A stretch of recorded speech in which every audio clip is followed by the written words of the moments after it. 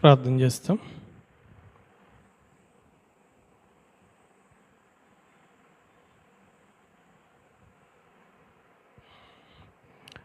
ప్రేమగల మా పరలోకపు తండ్రి, మా రక్షకుడైన యేసుక్రీస్తు వారి పరిశుద్ధమైన నామమున మీ పరిశుద్ధమైన శిలువ రక్తము కొరకై మీకు వందనాలు స్తోత్రాలు చెల్లించుకుంటున్నాం. మీ దయ, మీ కనికరము, నీ వాత్సల్యత కొరకై మీకు స్తోత్రములు. మారని మార్పు చెందని నీ ప్రేమ కొరకై మీకు వందనాలు చెల్లించుకుంటున్నాం. ఆకాశ మహాకాశములు పచ్చజాలిన దేవా, అద్భుతములు ఆశ్చర్యకార్యములు చేదేవా, ఆది అంతమైన దేవా, అల్ఫా ఒమేగా ఉన్నటువంటి మా ప్రభువా, మాకు ఆశ్రయ దుర్గమైన ప్రభువా, ఆపత్కాలంలో ఆదుకొనదగిన సహాయకుడు అయిన మా ప్రభువా,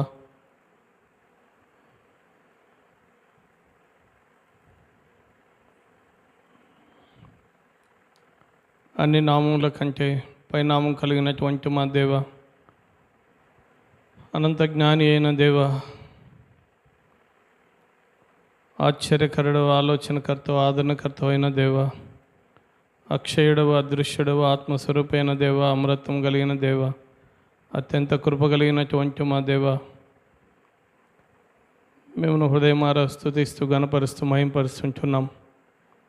ఎంతో అంధకారములో, చీకటిలో, పాపములో, మరణ ఛాయలో జీవిస్తూ నిత్య నాశనానికి, నరకానికి, అగ్నిగుండానికి పాత్రలమైన మమ్మల్ని మీరు కనికరించినందుకై మీకు స్తోత్రములు. మమ్మను రక్షించి మోచించుట కొరకై మీ కుమారుడు ప్రభువైన యేసుక్రీస్తు వారిని లోకానికి పంపినందుకై మీకు స్తోత్రములు. ప్రభువైన యేసుక్రీస్తు వారు కలువరి సిలువలో కార్చినటువంటి ఆ యొక్క మూల్యమైన, నిర్దోషమైన, నిష్కలంకమైన రక్తము ద్వారా మా యొక్క ప్రతి పాపమును మీరు కడిగి, మీరు పరిశుద్ధపరిచి, పవిత్రపరిచి, నీతిమంతులుగా తీర్చినందుకు మీకు స్తోత్రములు.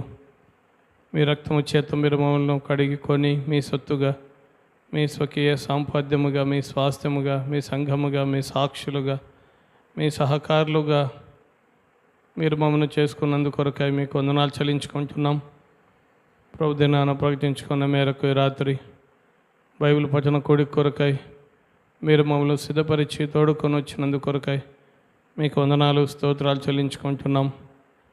ప్రభువా, మీరు ఎంతైనా నమ్మదగిన దేవుడు, మారని మార్పు చెందని దేవుడు, అద్భుతములు ఆశ్చర్యకార్యములు చే దేవుడు, అందుకై మీకు వందనాలు చెల్లించుకుంటున్నాం. దేవా, సమయానికి రాగలిగిన ప్రియులను బట్టి మీకు వందనాలు. ఇంకా రావాల్సినటువంటి నీ ప్రియమైన బిడ్డలను మీరే సకాలంలో క్షేమంగా మీరే సిద్ధపరిచి మీరే తోడుకొని రావాల్సిందిగా ప్రార్థించుకుంటున్నాం. దేవా, దాసుడు మనవడ్డి నన్ను కూడా క్షేమంగా మీరు తీసుకొని వచ్చినందుకై మీకు స్తోత్రములు. మీరే మీ దాసుని మీరు బలపరచండి, అభిషేకించండి, మీరే వాడుకోనండి, మీరే మీ నామునకు మహిమ కలిగించుకొనమని ప్రార్థిస్తున్నాం. దేవా, ఈ రాత్రి సహవాసం అంతటిలో ప్రతి స్థలములో మీ నామమును చేరి వచ్చే ప్రతి ఒక్కరి కొరకు మేము ప్రార్థిస్తున్నాం. ప్రతి స్థలములో పరిచయ కొరకు నిలబడుచున్న మీ దాసులైన వారిని సంపూర్ణముగా మీ యొక్క ఆత్మ చేత నింపి మీరే బలపరిచి, అభిషేకించి, మీరే వాడుకొని మీరే మహిమను పొందమని ప్రార్థిస్తున్నాం. పరలోకపు తండ్రి, జుంగలేని దేవ, మీ యొక్క గొప్ప కార్యములు అన్నిటిని బట్టి మీకు స్తోత్రములు. ముఖ్యంగా గుంటూరులో సోడు వంశీరెడ్డి గారి కొరకు ప్రార్థిస్తున్నాం. ఈ దినం ఉదయకాలం యాక్సిడెంట్ అయ్యి ప్రభా కొంత హెడ్ ఇంజ్యూర్ అయింది. మీరే కనికరించు, కృప చూపించు. మీ దాసుని మీ గాయపడ్డ హస్తము చేత మీరే ముట్టి తాకి స్వస్థపరిచి మీరే మంచి ఆరోగ్యం మీరు దయచేయమని ప్రార్థిస్తున్నాం. రేపటి దినం ప్రభా ఎంఆర్ఐ తీయాలని చెప్పి ఉండగా కనికరించండి, కృప చూపించండి. ప్రభా, ఇంటర్నల్ బ్లీడింగ్ అంతా కూడా పూర్తిగా ఆగిపోయి మీ దాసునికి మంచి ఆరోగ్యం మీరే దయచేయమని ప్రార్థిస్తున్నాం. దేవా, కనికరించి మీరే కృప చూపించండి. మీ దాసురాలు లీలమ్మ అంటేను కూడా మహిమలోకి పిలుచుకున్నారు. ఈ దినం భూస్థాపన కార్యక్రమంలో మీరు ఎంతో సహాయపడుతూ వచ్చారు. మీకు వందనాలు. దయగల తండ్రి, విడబడిన కుటుంబానికి అవసరమైన ఆదరణ మీరే దయచేయమని ప్రార్థిస్తున్నాం. ప్రభా, కనికరించి మీరే కృప చూపించండి. హానుకన్న కొరకు కూడా ప్రార్థిస్తున్నాం. జ్వరంతో బాధపడుతున్నాడు. మీరే కనికరించి మీరే ముట్టి స్వస్థపరచు, మీరే మంచి ఆరోగ్యం దయచేయమని ప్రార్థిస్తున్నాం.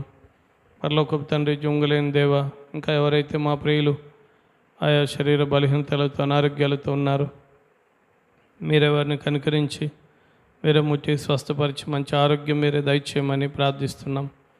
పరలోకపు తండ్రి, జొంగులేని దేవ, ఈ రాత్రి కూడి కొరకై మాకు అవసరమైన పాటలు, వాక్యము మీరే మాకు దయచేయమని ప్రార్థిస్తున్నాం. దేవా, ఎవరు కూడా పోగొట్టుకొనకుండా దయగల తండ్రి సమయాన్ని సద్వినియోగం చేసుకోవడానికి మీరే కావలసిన కృప దయచేయమని ప్రార్థిస్తున్నాం. దేవా, కనికరించి మీరే మేలుకే జ్ఞాపకం చేసుకోనండి. మీ నామమునకే మహిమ కలుగును గాక అని స్తుతిస్తూ మీకే అప్పగించుకుంటూ మా రక్షకుడైన యేసు ప్రభు నామమున స్తుతించి ప్రార్థించి వేడుకొంచున్నాము తండ్రి. ఆమేన్.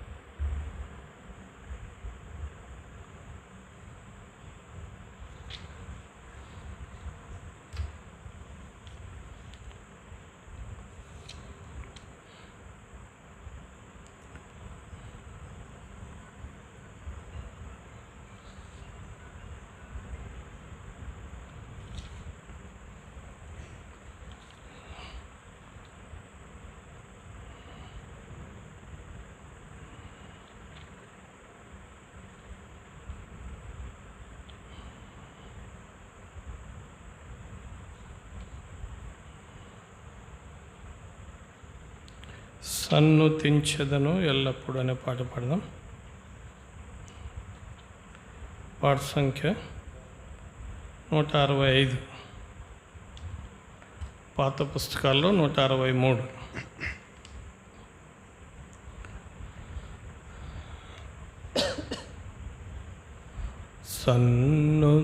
సన్నుతించెదను ఎల్లప్పుడూ, సన్నుతించెదను ఎల్లప్పుడూ, నిత్యము ఆయన కీర్తిన నోట నుండు, నిత్యము ఆయన కీర్తిన నోట నుండు, సన్నుతించెదను ఎల్లప్పుడూ, సన్నుతించెదను ఎల్లప్పుడూ. యెహోవాకు ప్రార్థించగా నా భయమంతా తొలగించెను, యెహోవాకు ప్రార్థించగా నా భయమంతా తొలగించెను. శ్రమలన్నిటిలో నాతో నుండి, శ్రమలన్నిటిలో నాతో నుండి చేరదీసి నన్ను ఆదరించే, ఆరాధించెదనెల్లప్పుడూ,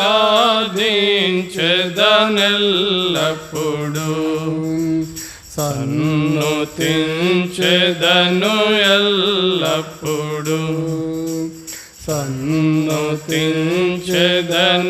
ఎల్లప్పుడూ. జీవితమంతా పాడుచుందును నీ మేలులకు ఓ ప్రభువా, జీవితమంతా పాడుచుందును నీ మేలులకు ఓ ప్రభువా. నా ఆయుష్కాలమంతయును, నా ఆయుష్కాలమంతయును నీ విశ్వాస్యత కొరకెప్పుడు నిరతము నిన్ను స్తోత్రింతు. సన్నుతించెదను ఎల్లప్పుడు, సన్నుతించెదను ఎల్లప్పుడు. మహోన్నతమైనది నీదు మహిమ, ఘనత ప్రభావము గల ప్రభువా. మహోన్నతమైనది నీదు మహిమ, ఘనత ప్రభావము గల ప్రభువా. తనివి తీరగ నిన్ను పూజింతు, తనివి తీరగ నిన్ను పూజింతు. తరగని నీ కార్యములకై తప్పక నిన్ను స్తుతింతు. సన్నుతించెదను ఎల్లప్పుడు, సన్నుతించెదను ఎల్లప్పుడు. నీ సంకల్పమును నెరవేర్చి నడిపించితివి ఘనముగను. నీ సంకల్పమును నెరవేర్చి నడిపించితివి ఘనముగను. నాకు ప్రభుడవై నా కాపరివై, నాకు ప్రభుడవై నా కాపరివై, నా జీవితములో ఉన్నావు. నిజముగా నిన్ను పొగడెదను, సన్నుతించెదను ఎల్లప్పుడు, సన్నుతించెదను ఎల్లప్పుడు. నిత్యము ఆయన కీర్తి నా నోట నుండు, నిత్యము ఆయన కీర్తి నా నోట నుండు. సన్నుతించెదను ఎల్లప్పుడు, సన్నుతించెదను ఎల్లప్పుడు. మరొక పాట పాడదాం. 497 పాత పుస్తకాల్లో 491.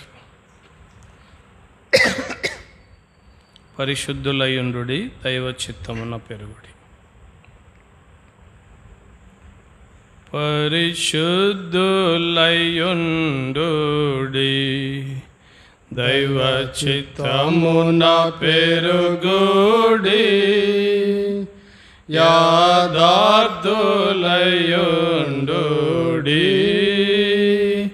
పరిశుద్ధులయుండుడి. నడతలలో వస్త్రములలో ఆటంకములేమియు లేకుండా, నడతలలో వస్త్రములలో ఆటంకములేమియు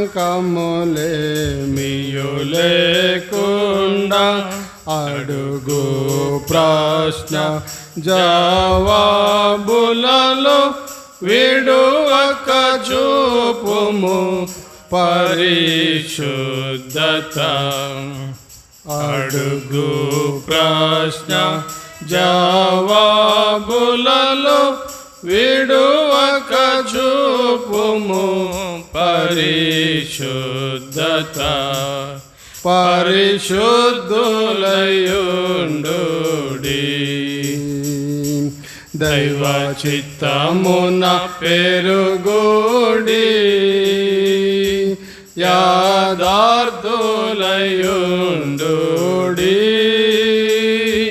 పరిశుద్ధులయుండుడి. పనులలోన ప్రతి స్థలమున పరిశుద్ధ జీవితమవసరము. పనులలోన ప్రతి స్థలమున పరిశుద్ధ జీవితమవసరము. ప్రతి దారిన్ ప్రతి సమయమున పనులలో చూపుము పరిశుద్ధత. ప్రతి దారిన్ ప్రతి సమయమున పనులలో చూపుము పరిశుద్ధత.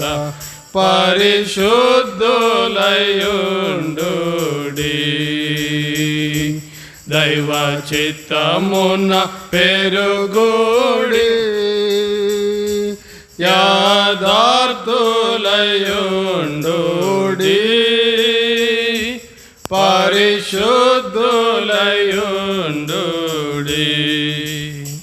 ప్రేమ ఐక్యత పెరుగజేయున్ శ్రమ దుఃఖముల దూరపరచున్. ప్రేమ ఐక్యత పెరుగజేయున్ శ్రమ దుఃఖముల దూరపరచున్. ప్రియముతో నెల్లరూ చేరి పోరుమాని పోరుము పరిశుద్ధత. ప్రియముతో నెల్లరూ చేరి పోరుమాని కోరుము పరిశుద్ధత. పరిశుద్ధులయుండుడి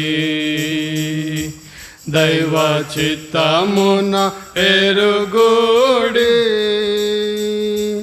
యథార్థులయుండుడి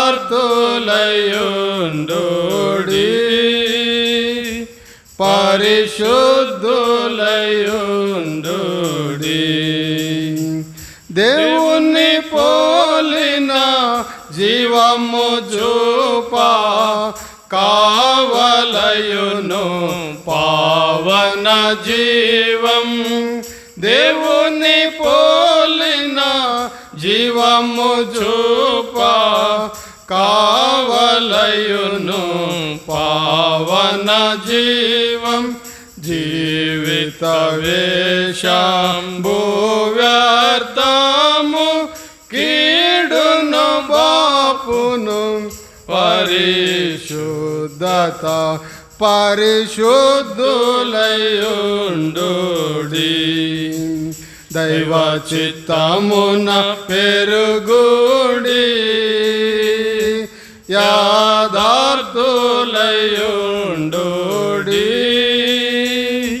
పరిశుద్ధులయుండుడి. శుద్ధ సాక్ష్యము భద్రపరచును ఇద్దరనిలో సిద్ధపరచున్. శుద్ధ సాక్ష్యము భద్రపరచును ఇద్దరనిలో సిద్ధపరచున్. శుద్ధ మగు చిత్తంబు కలుగు నిత్య పవిత్రత నిడు పరిశుద్ధత. శుద్ధ మగు చిత్తంబు కలుగు నిత్య పవిత్రత నిడు పరిశుద్ధత. పరిశుద్ధులయుండుడి దైవ చిత్తమున పెరుగుడి. యథార్థులయుండుడి పరిశుద్ధులయుండుడి. నీతి తోడా జ్యోతియుండిన లేదు కొరత కొరత లేదు చూడన్, నీతి తోడా జ్యోతియుండిన లేదు కొరత లేదు చూడన్, మేదినిపై నిలచు శేషము వాదమేమీ నికలేదు పరిశుద్ధత, మేదినిపై నిలచు శేషము వాదమేమీ నికలేదు పరిశుద్ధత, పరిశుద్ధులయుండుడి. దైవ చిత్తమున పెరుగుడి, యథార్థులయుండుడి,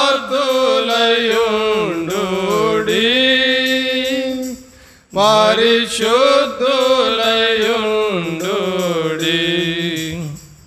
ఇలను దేహ మాత్మలందు కల్మషంబు కానారాదు, ఇలను దేహ మాత్మలందు కల్మషంబు కానారాదు, తెలుపగుతేటైనా చాలు సిలువ రక్తమున పరిశుద్ధత, తెలుపగుతేటైనా చాలు సిలువ రక్తమున పరిశుద్ధత, పరిశుద్ధులయుండుడి.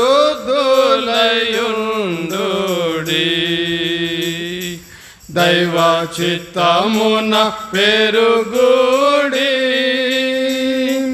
యథార్థులయుండుడి,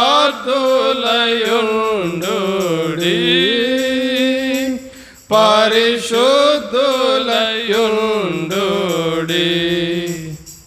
చివరిగా 624 పాత పుస్తకాల్లో 611 నీ సాక్ష్యము ఏది, నీ బలి అర్పణ ఏది. 624, 611 నీ సాక్ష్యము ఏది, నీ బలి అర్పణ ఏది, నీ సాక్ష్యము ఏది, నీ బలి అర్పణ ఏది. ప్రభు యేసునంగీకరించి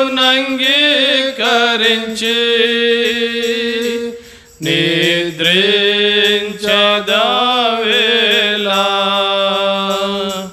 ప్రభు యేసునంగీకరించి జాగు చేసేదవేళ, మేల్కోలేము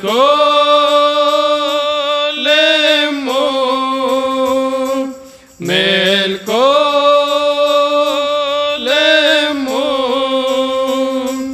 రారమ్ము విశ్వాసీ, నీ సాక్ష్యము ఏది, నీ బలి అర్పణ ఏది, నీ సాక్ష్యము ఏది, నీ బలి అర్పణ ఏది. అపోస్తలుల కాలమందు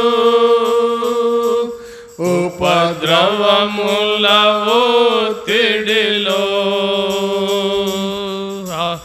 అపోస్తలుల కాలమందు ఉపద్రవముల ఒత్తిడిలో, అన్నింటి సహించుచు,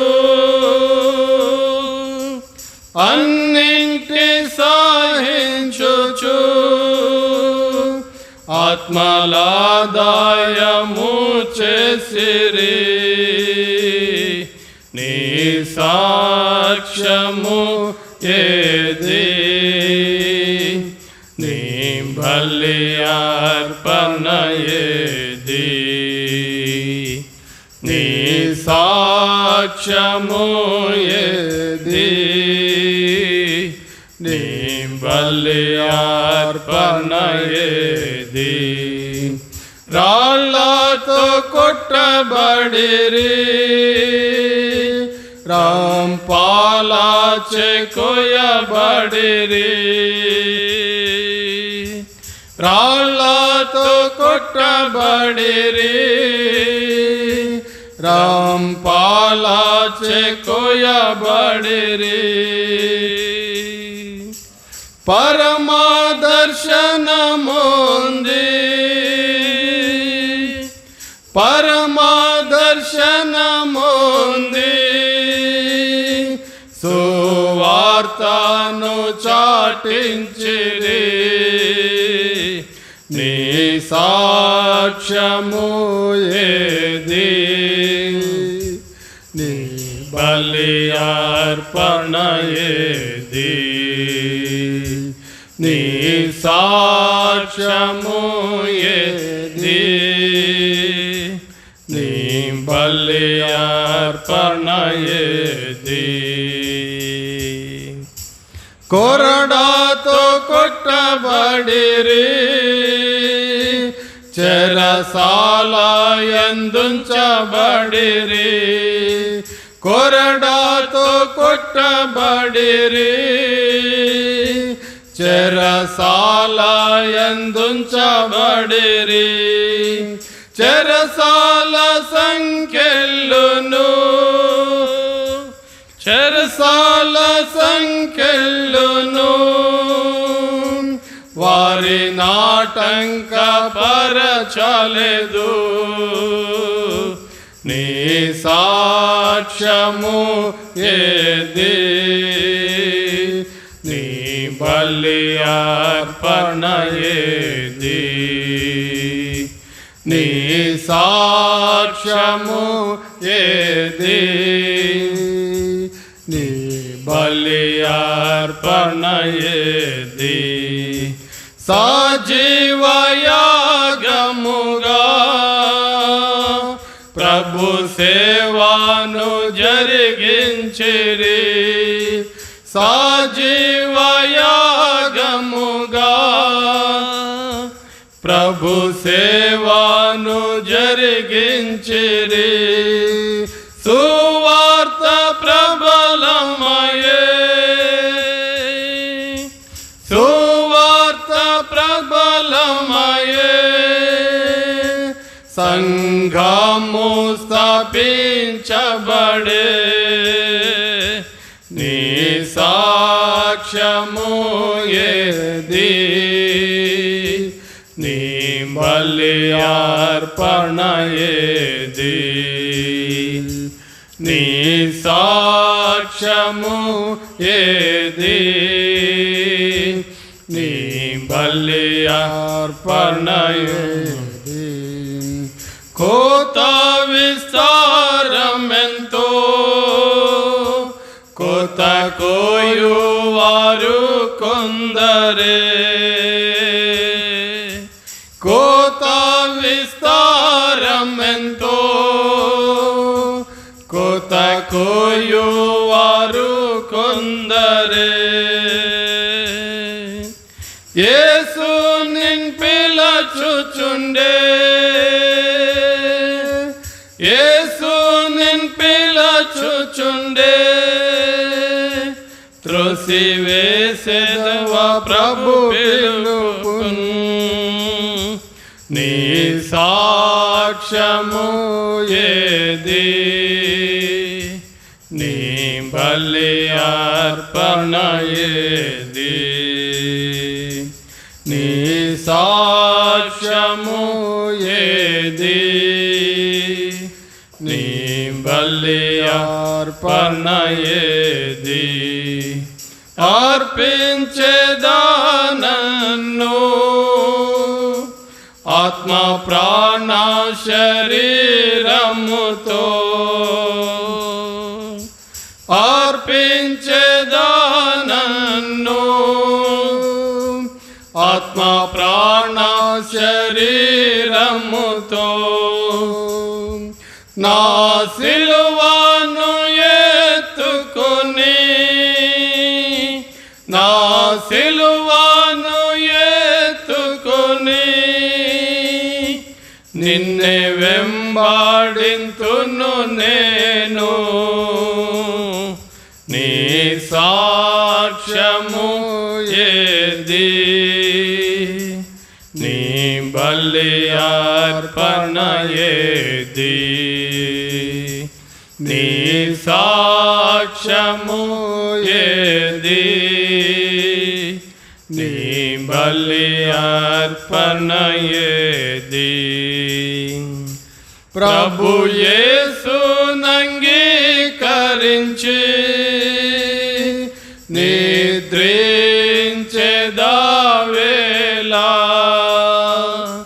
ప్రభు యేసునంగీకరించి జాగు చేసేదవేళ, మేల్కోలేము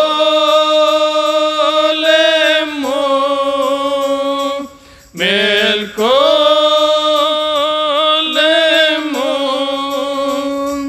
రారమ్ము విశ్వాసి,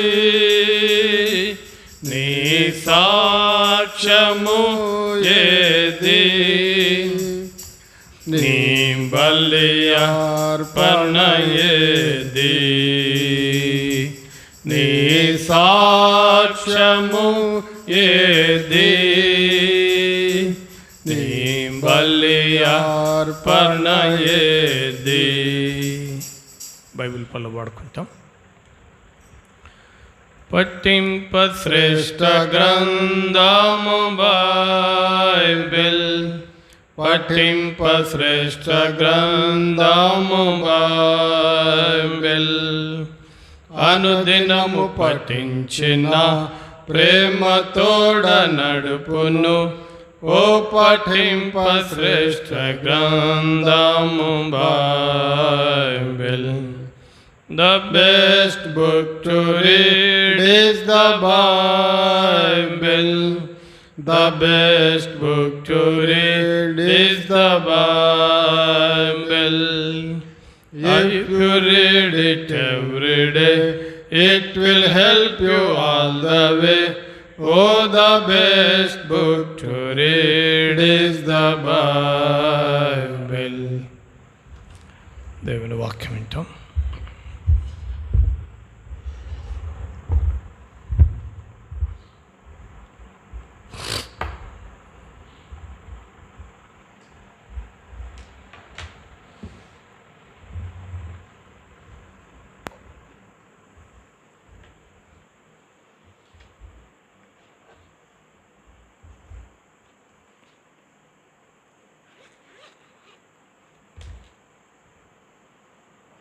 దేవుని వాక్యంలో నుండి ఒక మాట చదువుకుందాం. యోహాను రాసినటువంటి మొదటి పత్రిక 3వ అధ్యాయం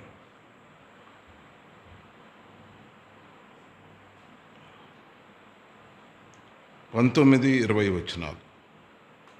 19, 20, 21 కలిసి చదువుకుందాం. మొదటి యోహాను పత్రిక 3వ అధ్యాయము 18, 19, 20.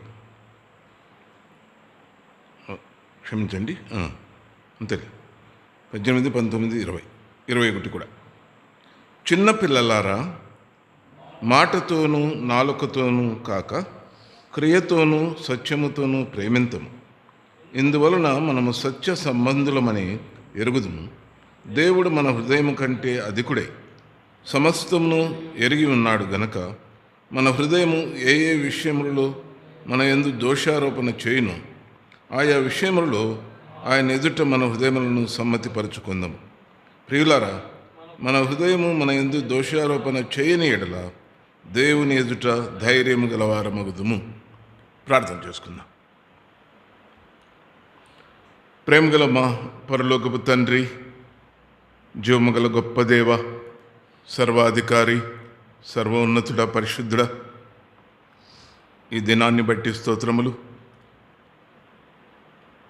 మా ప్రియ సహోదరి లెల్లెమ్మ ఆంటీ గారిని మహిమలోకి పిలుచుకొని ఈరోజు పాతి పెట్టుటకు మీరు ఇచ్చిన సమయాన్ని బట్టి స్తోత్రాలు.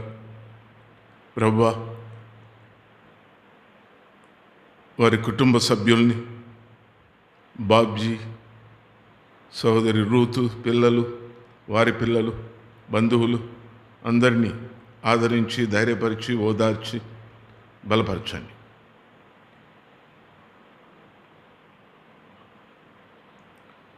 ఈ రాత్రి మా సమయాన్ని కూడా మీ వాక్యము మా అక్కర కొలది దయచేయండి. విశ్వాసముతో మీ పరిశుద్ధ రక్తమును మా పైన ప్రోక్షించుకుంటున్నాం. మీ వాక్యాన్ని మేము గ్రహించే మనస్సు మాకు దయచేయండి.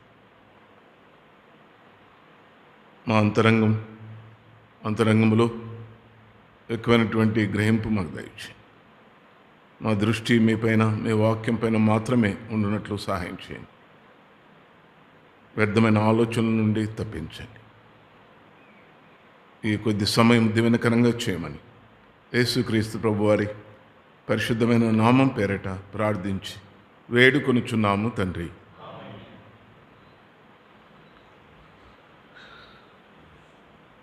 మనము వాక్యము చెప్పుకునే కొలది, దినములు గడిచే కొలది మనకు వాక్యం అర్థం కావాలి కదా, లేకపోతే వ్యర్థమే. మామూలుగా తిమ్మతంకులు చెప్తా ఉండే, అర్థము కాని చదువు వ్యర్థము అని, అట్లుంటుంది. మామూలుగా ఈ దినాల్లో ఏం వింటామంటే శ్లోకాలు వింటూ ఉంటాం బయట. ఆడ వాళ్ళ చుట్టూ ఉన్న వాళ్ళకి అర్థం కాదు, చెప్పేవాళ్ళకి కూడా అర్థం కాదేమో అనుకుంటుంది. అలా ఉంటుంది. మనము అలాగే ఉంటే ఎట్లా కదా, ఏదో చెప్పినారు అన్నట్టుంటాం చాలాసార్లు. కాబట్టి దినములు గడిచే కొలది వాక్యాన్ని మనం అర్థం చేసుకొని గ్రహించి దాని ద్వారా మేలు పొందాలి మనం. సరే, ఈ రాత్రి ఒక అంశము జ్ఞాపకం చేసుకుందాం. ఒక దైవజనుడు జాక్ పునన్ గారు, ఆయన మన సహవాసంలో ఉండేవారు ఆరంభంలో. తర్వాత ప్రభు ఆయనకు ఆయనకిచ్చిన దర్శనం మేరకు ఆయన పరిచర్యలో సాగిపోయాడు అనుకోండి. ఆయన గురించి కొన్ని విషయాలు మనం జ్ఞాపకం చేసుకుందాం. ఈ రాత్రి ఆరంభించుకుందాం. జాక్ పునన్, జకరయ్య పునన్. ఆయన నేవీలో ఒక ఆఫీసర్గా ఉండేవారు, నేవీలో ఒక క్యాప్టెన్గా ఉండేవారు. ఆయన 1939లో జన్మించారు. ఎప్పుడు జన్మించారు? 1939, 39. ఆయన జన్మించేసరికి వాళ్ళ తల్లిదండ్రులు ఢిల్లీలో ఉన్నారు. తర్వాత నేవీలో అంటే నౌకాదళంలో ఆయన ఒక ఆఫీసర్గా, అధికారిగా చేరాడు. క్లుప్తంగా ఆయన విషయం. తర్వాత దేవుని పిలుపు మేరకు 1966లో తన ఉద్యోగానికి రాజీనామా చేశారు. అది తర్వాత రాజీనామా చేసి పూర్తికాలపు సేవకుడుగా సేవ చేసేది ఆరంభించుకున్నారు. తర్వాత 1968లో 66లో సేవకు వచ్చాడు. 68లో జూన్ 19వ తారీఖు భక్సింగ్ గారు ఆయనకు వివాహం చేశారు. డాక్టర్ అని, ఆమె సిఎంసిలో డాక్టర్గా ఉండే. భక్సింగ్ గారు ఆ వివాహం కూడా జరిపించారు, వెల్లూరు జరిపించారు. తర్వాత ఆయన పుస్తకాలు కూడా రాశారు. చాలా పుస్తకాలు ఉన్నాయి అందుబాటులో. అప్పుడు మొదటి పుస్తకం ఏంటంటే సర్వోన్నత ప్రాధాన్యతలు అనే పుస్తకం. సర్వోన్నత ప్రాధాన్యతలు. తర్వాత 1970లో అది ప్రింట్ చేశారు ఆ పుస్తకం. తర్వాత చాలా పుస్తకాలు రాశారు, దాదాపుగా 30 పుస్తకాలు రాశారు ఆయన. 71వ సంవత్సరం నుండి 74వ సంవత్సరం వరకు ఆ మధ్యకాలంలో. అంటే ఆయనకు 31 సంవత్సరాల నుండి 35 సంవత్సరాలు ఉంటాయి ఆ వయసు. ఆ సందర్భంలో ఆ సంవత్సరాల్లో 30 పుస్తకాల వరకు రాశారు ఆయన. అంటే ఆయన పరిచయం ఎలాగూ విస్తరిస్తుంది అని జ్ఞాపం చేసుకునే దానికి. తర్వాత బహిరంగంగా పరిచయం కూడా ఆయన చేస్తూ ఉండేవారు. చాలా ఫేమస్ స్పీకర్ ఆయన, జకరయ్య పూనన్ గారు, లేక జాక్ పూనన్ అంటారు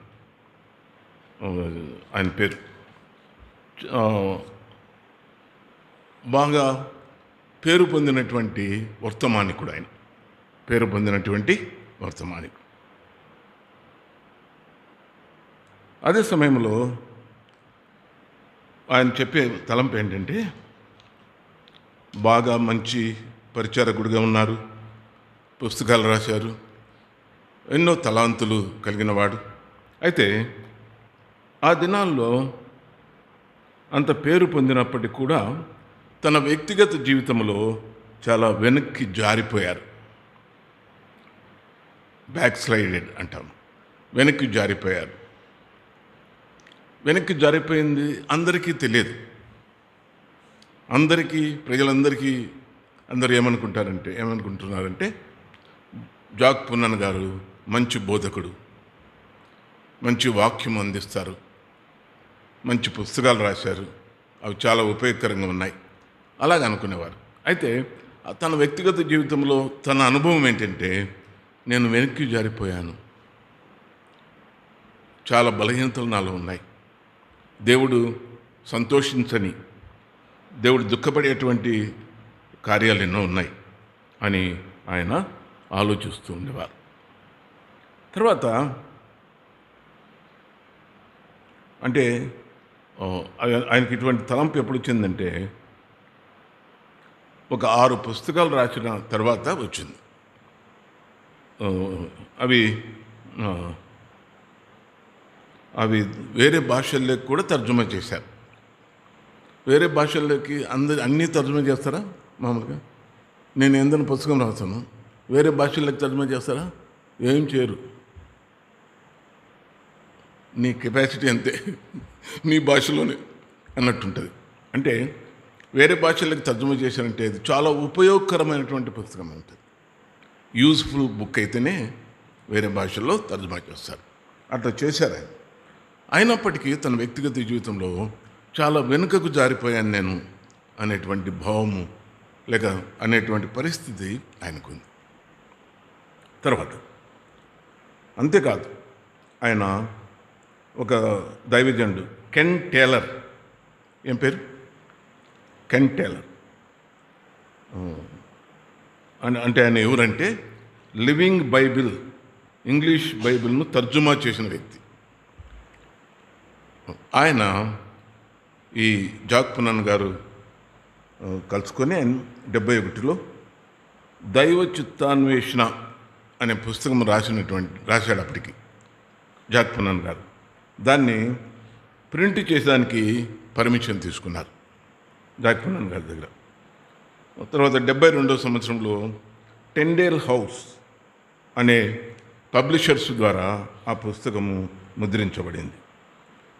ఇంకా జాక్ పూనన్ గారి పరిస్థితి ఎలాగుందంటే, రేడియో పరిచర్య కూడా చేసేవారు, రేడియోలో వాక్యం అందించే పరిచర్య చేసేవారు. తర్వాత ఆ పరిచర్య ఈ తూర్పు ఆసియా ప్రాంతం అంతట్లు కూడా, అంటే ఏషియా ప్రాంతం అంతట్లు, ఈస్టర్న్ ఏషియన్, తూర్పు ఆసియా ప్రాంతం అంతట్లు కూడా అవి ప్రసారం చేయబడేవి ఆయన ప్రసంగాలు రేడియోలో. అటువంటి చాలా పరిచర్యలు ఆయన సాగిపోతూ ఉండేవారు. ఆ తర్వాత మనం గమనించినట్లయితే, అంతేకాకుండా ఈ జాక్ పూనన్ గారు ఆయన పరిచర్య ఏంటంటే, కెస్విక్ కాన్ఫరెన్స్లో ఆయన మెయిన్ స్పీకర్.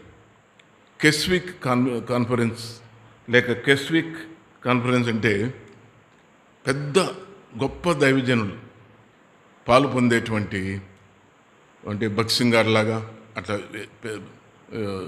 గొప్ప దైవజనులు, ఆయా పరిచర్యలు ఆరంభించినటువంటి దైవజనులు కలిసి చేసే కాన్ఫరెన్స్ అన్నమాట ఇది. దాంట్లో జాక్ పున్నన్ గారు వర్తమానికుడు. అటువంటి గొప్ప కాన్ఫరెన్స్లో ఈయన వర్తమానికుడు. అట్లా పరిచర్య చేస్తూ ఉండేవాడు. దాంట్లో భాగంగా జాక్ పున్నన్ గారు సింగపూర్, ఇంగ్లాండ్, ఆస్ట్రేలియా, ఇండియాలో చాలా రాష్ట్రాల్లో, చాలా స్థలాల్లో ఈ పరిచర్య చేస్తూ ఉండేవారు, జరుగుతూ ఉండేవి. ఒకసారి ఈ ఉజ్జీవ కూటాలు అంటారు కదా, కంటిన్యూగా వరుసగా 21 రోజులు ఆయనే వాక్యం చెప్తూ వచ్చాడు. అటువంటి పరిచర్య చేస్తూ ఉండేవారు. అంటే వరుసగా 21 రోజులు ఆయనే స్పీకర్. ఎట్లా ఉంటుంది కాబట్టి అలా చాలామంది ఆ వర్తమానాలు విన్నప్పుడు పశ్చాత్తాపడి ప్రభువును అంగీకరించిన పరిస్థితులు ఉండేవి, ఆకర్షించబడేవారుగా ఉండేవారు.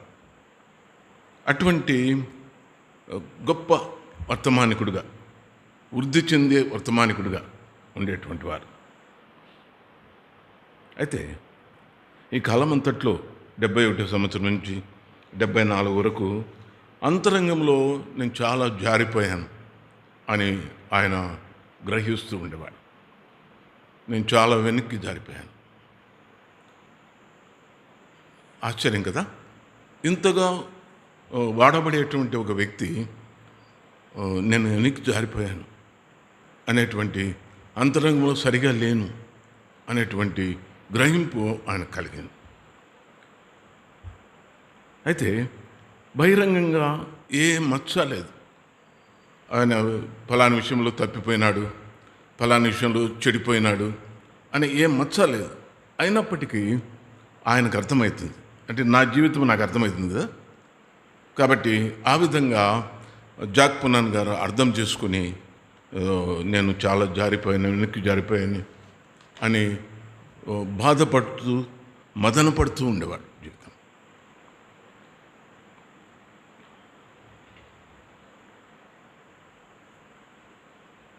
అయితే తన వ్యక్తిగత జీవితం విషయంలో ఆయన నిజాయితీగా ఒప్పుకోలు కలిగిన వాడుగా ఉన్నాడు. నిజాయితీగా నేను వెనక్కి జారిపోయాను అనేటువంటి. అంతేకాకుండా పోనీ ఏదైనా తప్పు చేశారా అంటే ఆయన కట్టవలసిన పన్నులు కడుతూ ఉండేవాడు గవర్నమెంట్కి. ఆ విషయంలో ఏమైనా తప్పు చేశానంటే లేదు, నిజాయితీగానే ఉండేవారు. అలాగా అయితే తన జీవితంలో కోపము విషయం అనుకోండి, ఆయన పడిపోయిన వాడుగా తెలుసుకున్నాడు. నేను జయించలేకుండా ఉన్నాను నా కోపాన్ని అని అనుకుంటా ఉన్నాడు. కాబట్టి అది ఆయన అంతరంగ జీవితం విషయంలో అటువంటి సంగతులు అనుకోండి. నేను కోపం విషయంలో జయించలేకుండా ఉన్నాను అనేటువంటి అర్థమవుతుంది ఆయనకి, అర్థమవుతుంది. అయితే ఇదంతా తెలుసా అంటే ఎవరికి తెలియదు.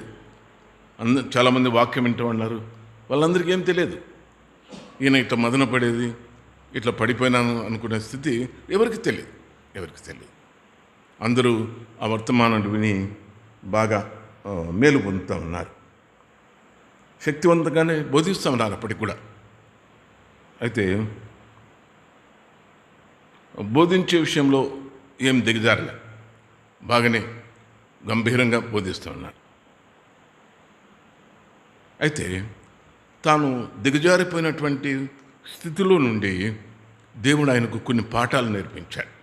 అదే ఆయన చెప్పబోయేది. ఆయన కొన్ని పాఠాలు నేర్చుకున్నాడు ఈ పరిస్థితిని బట్టి, తనకున్న ఈ స్థితిని బట్టి. మొట్టమొదటి విషయం, మన యొక్క ప్రయాస పరిచర్య మనం చూసే ఫలితాలు ఉంటాయి కదా. మనం ప్రయాసపడి పరిచర్య చేస్తుంటే దాని ఫలితాలు ఉంటాయి కదా. ఆ ఆ ఫలితాలు చూసి దేవుడు నా పరిచర్యను ఆమోదించాడు అనుకోవడం తప్పు. ఏం గ్రహించాడు? నా పరిచర్యలో నేను చూచే లేక నాకు కలిగేటువంటి ఫలితాలు చూసి దేవుడు నన్ను ఒప్పుకున్నాడు, దేవుడు నా పరిచర్యను ఆమోదించాడు అనేది అనుకోవడము తప్పు అనేది గ్రహించాడు. తప్పు అనేది గ్రహించాడు. అంటే అది దేవుని యొక్క ఆమోదానికి సూచన కాదు అని గ్రహించాడు. అది తర్వాత మన జీవితము కేవలం మన అంతరంగంలో ఉండే పవిత్రతను బట్టి లెక్క వేయబడుతుంది అని గ్రహించాడు. మన జీవితము దేన్ని బట్టి లెక్క వేయబడుతుంది? దేన్ని బట్టి కౌంట్ చేయబడుతుంది? మన అంతరంగంలో ఉండేటువంటి పవిత్రతను బట్టి. అదే ఆయన నేర్చుకున్నాడు, గ్రహించాడు. రెండవదిగా, మన పరిచర్య గొప్పగా ఆశీర్వదించబడినప్పుడు, గ్రేట్లీ బ్లెస్డ్ అంటే గొప్పగా ఆశీర్వదించబడినప్పుడు మనము గర్వములో పడే ప్రమాదం ఉంది అని గ్రహించాం. మన పరిచర్య గొప్పగా ఆశీర్వదించబడితే దాన్ని బట్టి గర్వములో పడిపోయేటువంటి అపాయం ఉంది అని ఆయన గ్రహించాడు. గర్వం అనేది మనకు తెలిసినట్లుగా అన్ని విధములైనటువంటి వెనుకకు జారిపోయేదానికి ముఖ్య కారణం గర్వమే అని గ్రహించాడు. గర్వము చాలా విషయాల్లో మనము జారిపోయేదానికి అదే కారణము అని గ్రహించాడు. తర్వాత మూడో విషయం, గమనించినట్లయితే ప్రజలు మనుషుల యొక్క ఘనత కంటే దేవుని యొక్క ఆమోదానికి ఎక్కువ విలువిస్తారా, మనుషుల యొక్క ఘనతకు విలువిస్తారా అనేది పరీక్షించాలంటే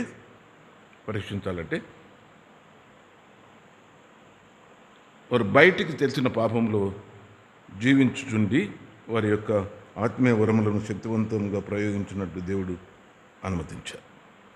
కాబట్టి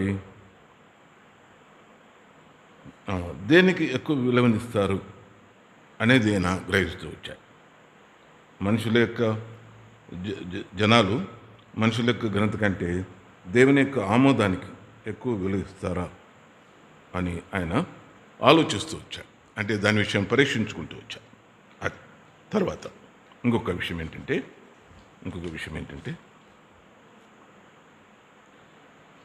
బోధించే వరం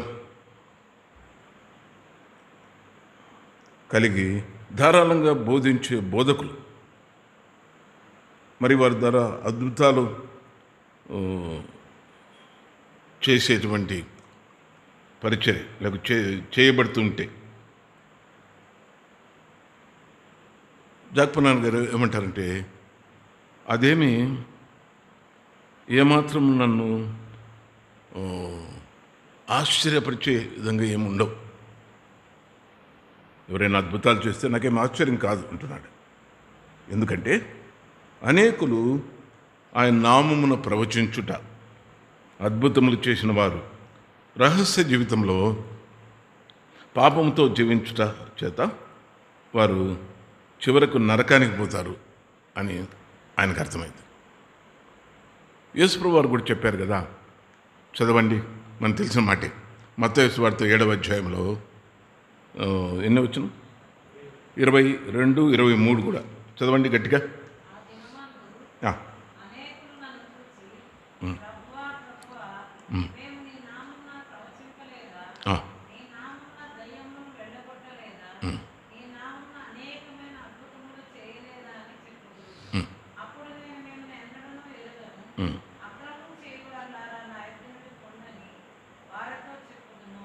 అది కాబట్టి తేటగా చెప్పాడు యేసుప్రభువు వారు.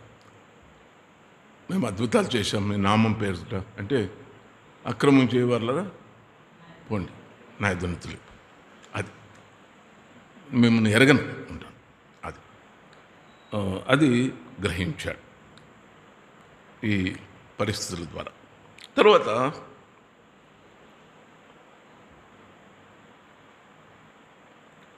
ఈ రీతిగా ఉన్నప్పుడు ఆ దైవజనుడు ఏం చేశాడంటే రెండు రకాలైన జీవితాన్ని జీవించి జనాల్ని మోసం చేస్తూ కొనసాగలేను అనుకున్నాడు. రెండు రకాలంటే మంచి గొప్ప బోధకుడిగా, వర్తమానికుడిగా వాక్యం అందిస్తూ ఉన్నాడు. తన జీవితంలో అయితే జారిపోయాడు. అంటే రెండు విధాలైన జీవితం, వ్యక్తిగత జీవితంలో జారిపోవడము, బహిరంగ జీవితంలో తలాంతులు ఉపయోగించే జీవితంలో బాగా బోధించడం చేస్తూ ఉన్నాడు. అంటే డబుల్ స్టాండర్డ్ అన్నవా, రెండు రకాలైనటువంటి స్థితి ఆయన కలిగి ఉండి, ఇంక నేను ఇది ఇట్లా చేయడం బాగలేదు అనుకున్నాడు. అట్లా అనుకున్నాడు. 74వ సంవత్సరంలో ఈ వేషధారి జీవితం అనుకున్నాడు. అలసిపోయి పరిచర్య నుండి తప్పుకుందాం అనుకున్నాడు. ఆయన తలంచాడు. ప్రభువుని అడిగాడంట ప్రార్థనలో, ఏం ప్రభు, ఏం చేయాలో, వాట్ టు డూ. రెండు వేషధారి జీవితం, ప్రజలకేమో గొప్ప బోధకుడు, గొప్ప వర్తమానాలు, గొప్ప కార్యాలు, గొప్ప పరిచర్య జరుగుతుంది. నా జీవితంలోనే నేను కృంగిన జీవితంలో ఉన్నాను, అంతరంగంలో సరిగా లేను. అది ప్రభుని అడుగుతూ వచ్చాడు, వాట్ టు డూ, ఏం చేయాలి. అప్పుడు అడిగాడంట, నీ సేవలో నేను కొనసాగాలని మీరు ఉద్దేశించినట్లయితే నాకు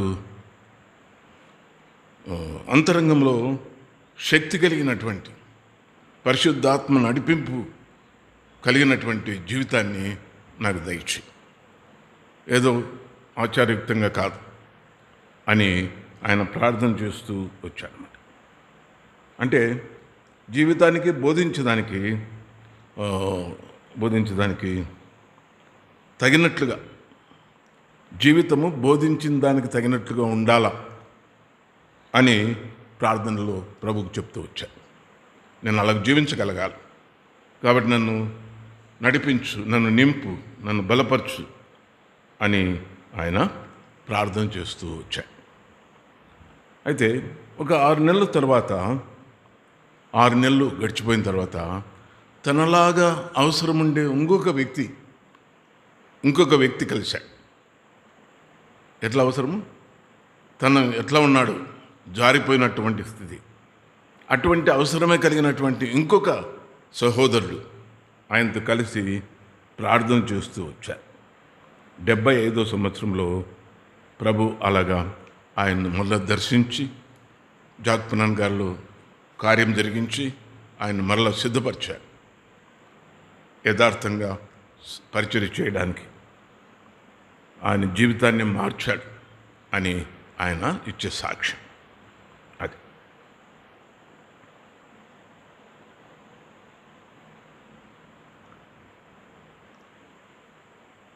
ఆ విధంగా ముందున్న జీవితంలో నేను కష్టమైన, నష్టమైన, నా జీవితంలో భారమైన,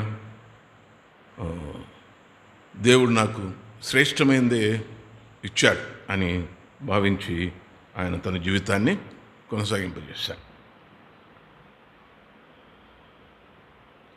ఆయనకు అర్థమైంది ఏంటంటే, ఎల్లప్పుడూ కూడా ప్రభు నన్ను విజయోత్సవంలో నడిపిస్తాడు అని నాకు అర్థమైంది అని గ్రహించాడు. అందుకే మనము ఓ మాట చూస్తే చూడండి, కొరింథీయులకు రాసినటువంటి 2వ పత్రిక, కొరింథీ 2వ పత్రిక 2వ అధ్యాయంలో ఓ మాట చూద్దామా. 2వ అధ్యాయము 14వ వచనం. 2వ కొరింథీ 2వ అధ్యాయము 14వ వచనం చదువుకుందామా అందరం కలిసి. మా ద్వారా ప్రతి స్థలమందును క్రీస్తును గూర్చిన జ్ఞానం యొక్క సువాసనను కనపరచుచు ఆయన యందు మమ్మను ఎల్లప్పుడూ విజయోత్సవముతో ఊరేగించుచున్న దేవునికి స్తోత్రము. అది పౌలు చెప్పినట్లు మమ్మను విజయోత్సవముతో ఊరేగిస్తామన్నాడు. అట్లా దేవునికి స్తోత్రం. క్రీస్తుని కూర్చున్న జ్ఞానం యొక్క సువాసన కనపరచుచు వారి ద్వారా ఆ సువాసనను వెదజల్లుతూ కనపరుస్తూ దేవుడు నడిపించాడు. ప్రతి స్థలంలో, in every place they went, ఎక్కడికైతే వెళ్ళారో అక్కడంతా కూడా అని చెప్పుకుందాం. అది తర్వాత ఆయన గ్రహించింది ఏంటంటే, ఎల్లప్పుడూ కూడా సాతానుకు వ్యతిరేకంగా ప్రభు నా పక్షంగా ఉన్నాడు ఎల్లప్పుడూ. అదే ఆయన గ్రహించింది. కాబట్టి నా పక్షంగా ఉన్నాడు కాబట్టి అత్యధిక విజయంతో నన్ను నడిపించేవాడిగా ఉన్నాడు అని గ్రహించాడు. అత్యధిక విజయంతో నన్ను నడిపిస్తాడు. ఎందుకంటే సాతానుకు విరోధంగా ప్రభు నా పక్షంగా ఉన్నాడు, ప్రభు నా పక్షంగా ఉన్నాడు ఎల్లప్పుడూ అని జ్ఞాపకం చేసుకుంటా ఉన్నాడు. తర్వాత ఒక గమ్యం ముందే నిర్ణయించబడింది అని గ్రహించాడు. ముందే నిర్ణయించబడిన గమ్యం ఆయనకుంది, గురి ఆయనకుంది, చేరే స్థలము ఆయనకుంది, అంతిమ గమ్యం దేవుడు డిసైడ్ చేశాడు, నిర్దేశించాడు అనొచ్చు. ఏం గమ్యము? ఏం గమ్యం అంటే పరలోకం చేరేది కాదు. ఏం గమ్యము? పరలోకం చేరేది కాదు. అయితే చూడండి, రోమాపత్రిక 8వ అధ్యాయం. దేవుడు ఆయన పట్ల కలిగిన గమ్యం ఏంటంటే, రోమాపత్రిక 8వ అధ్యాయము చదవండి, 29 గట్టి చదవండి.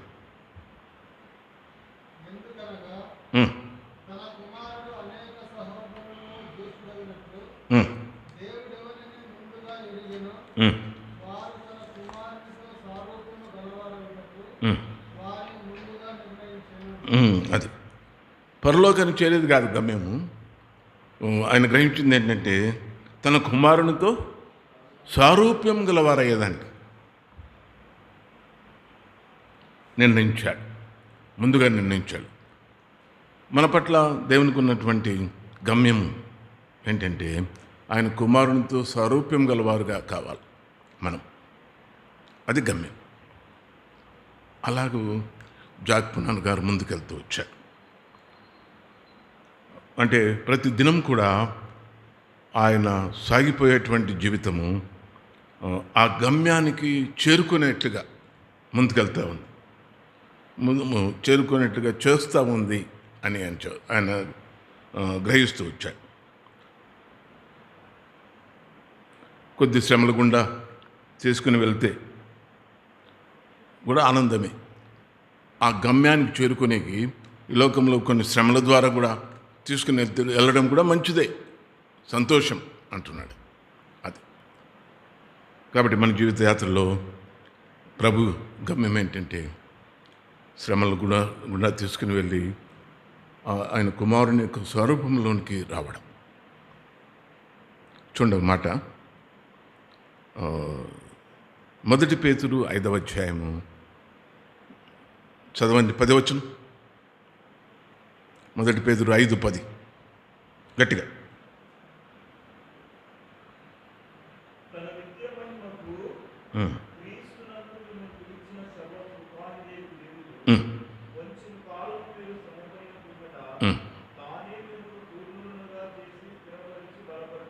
అది తన నిత్యమహిమకు ఆయన పిలిచాడు. ఆయన ఉద్దేశం ఏంటంటే, కొంచెం కాలం శ్రమపడిన తర్వాత తానే మిమ్మను పూర్ణులుగా చేసి స్థిరపరిచి బలపరుస్తాడు అని జ్ఞాపకం చేస్తా ఉన్నాడు పేతురు. అగ్ని వంటి మహాశ్రమల గుండా వెళ్ళేటువంటి యాత్రికులకి పేతురు ఆ మాట చెప్తా ఉన్నాడు. మిమ్మల్ని పిలిచింది నిత్య మహిమలోనికి, అయితే కొంచెం కాలం శ్రమ. అగ్ని వంటి మహాశ్రమల గుండా వెళ్ళేటువంటి యాత్రికులకి మీరు వెళ్ళేది కొంచెం కాలం శ్రమ అంటా ఉన్నాడు. వారేమో అగ్ని వంటి మహాశ్రమల గుండా పోతా ఉన్నారు.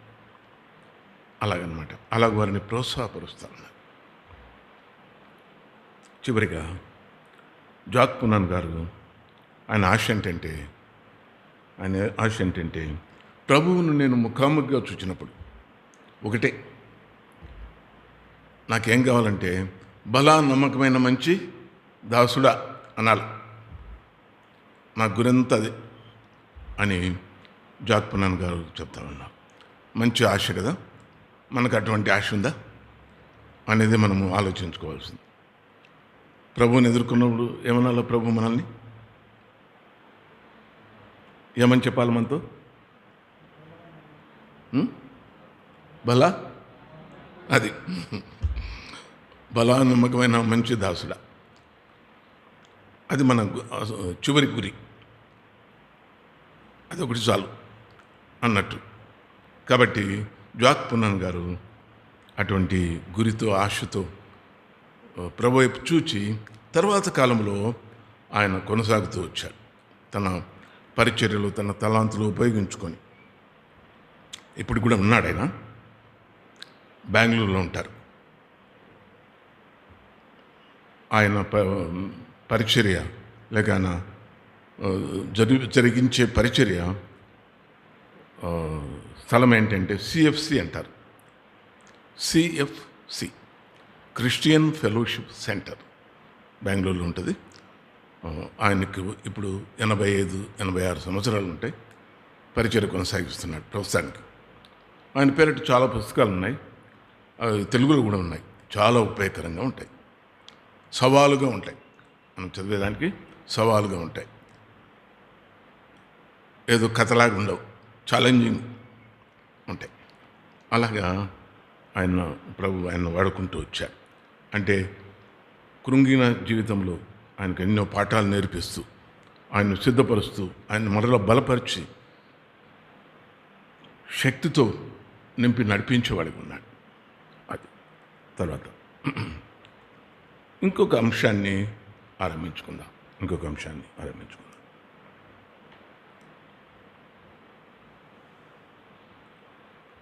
జాక్ పునాన్ గారే చెప్పిన కొన్ని విషయాలు మనం జ్ఞాపకం చేసుకుందాం.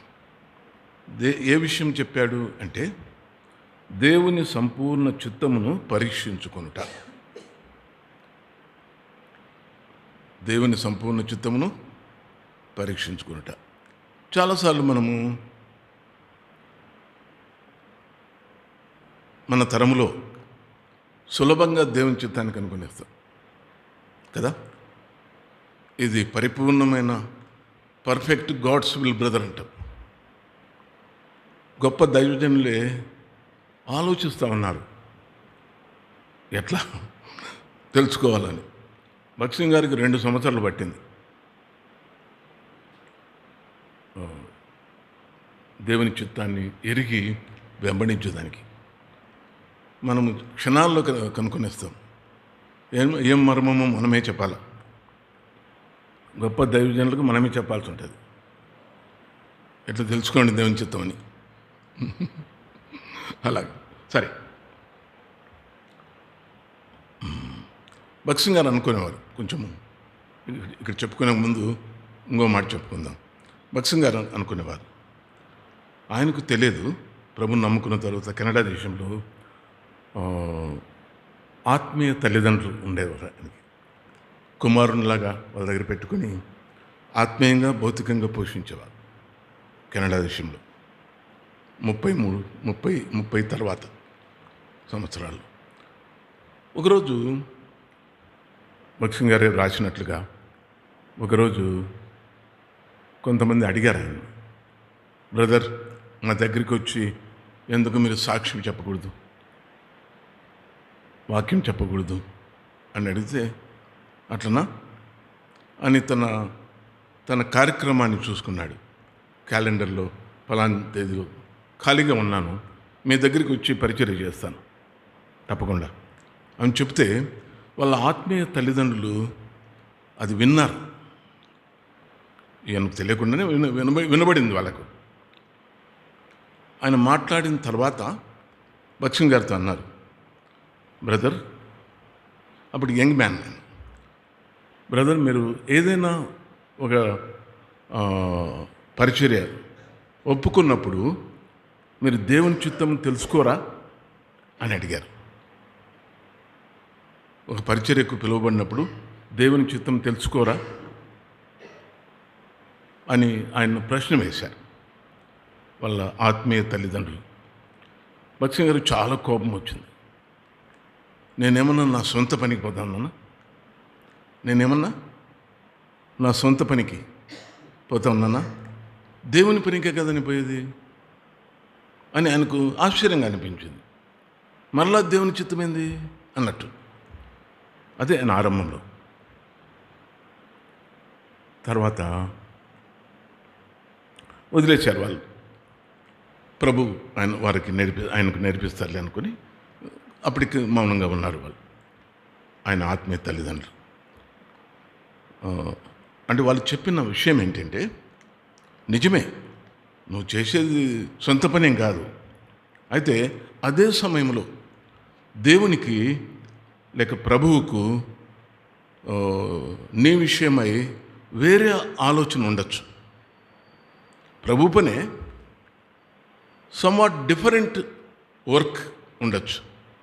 కాబట్టి మనం దాన్ని కనిపెట్టి ప్రభు దేన్ని కోరుతున్నాడో దాని కొరకు దానికి చేసేదానికి మనం సిద్ధపడాలి.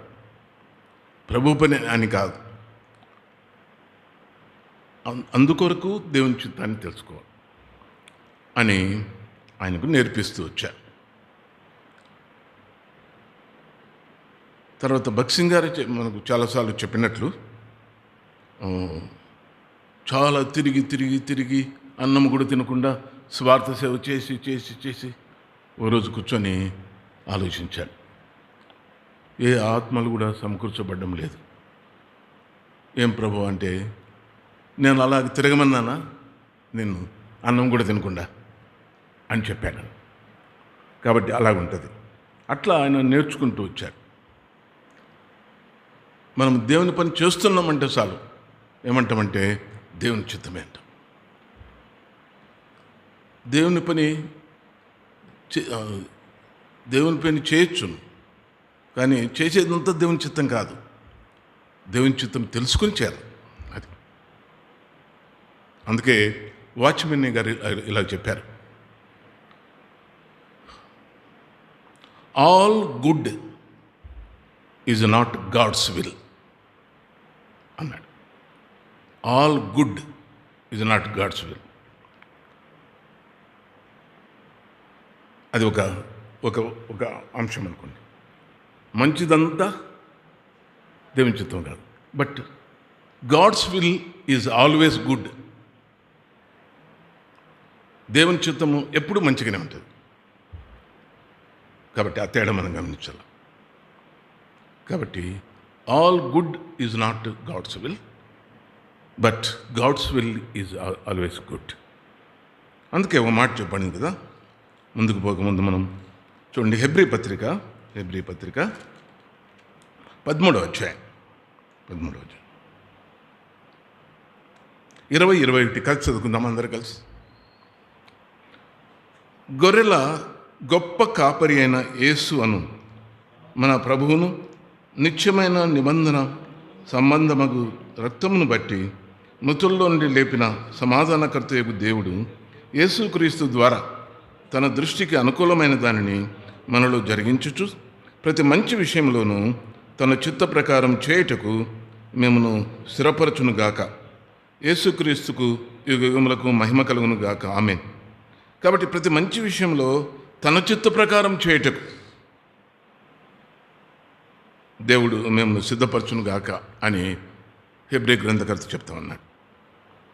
ప్రతి మంచి విషయంలో దేవుని చిత్త ప్రకారం. అది ప్రతి మంచి విషయం దేవుని చిత్తం కాదు, మంచి విషయం కదా, అయినా కూడా మంచి విషయం వేరు, దేవుని చిత్తం వేరు. అలాగన్నమాట. కాబట్టి దేవుడు సిద్ధపరిచేవాడు. సరే, తర్వాత ఆ విధంగా ఆయన నేర్చుకుంటూ వచ్చాడు దేవుని చిత్తమును. అందుకే ఆయన చెప్పాడు, భక్సింగ్ గారు ఏమని చెప్పాడంటే, ఒకరు అడిగారు ఆయన, బ్రదర్ మీరు క్రైస్తవులుగా మీకున్న ఆధిక్యత క్రీస్తులో ఏమిటి అంటే ఆయన చెప్పాడు, దేవుని చిత్తమును తెలుసుకొని చేయడమే నాకున్న ఆధిక్యత. కాబట్టి మనకున్న ఆధిక్యత ఏంటి? To know the God's will and to do the God's will. సరే, అలాగ మనము చెప్పుకుందాం. తర్వాత మనము జాక్పున్నన్ గారు చెప్పినటువంటి కొన్ని విషయాలు మనము ఆరంభించుకుందాం. దేవుని సంపూర్ణ చిత్తమును పరీక్షించుకొనుట, అది మన అంశం. దేవుని సంపూర్ణ చిత్తం, God's perfect will. Examine God's perfect will.